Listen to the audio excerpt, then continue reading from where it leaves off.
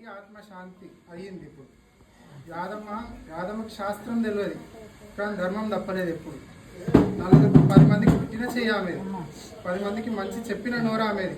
ఆమె బాటలో 10 మంది మంచి నడిచిర్రు. ఇప్పుడు ఈమె ఇల్లు కాదని ఎటెటో తిరుగుతురని ఆత్మలలో వచ్చి ఈరోజు ఆమె ఇంటి ముందుకు రప్పించుకుంది. నరసింహస్వామి అనుగ్రహంతో ఆమె ఇంటి ముందుకు రప్పించుకుంది. ఇప్పుడు యాదమ్మ ఆత్మ శాంతి. శ్రీ లక్ష్మీ నరసింహస్వామికి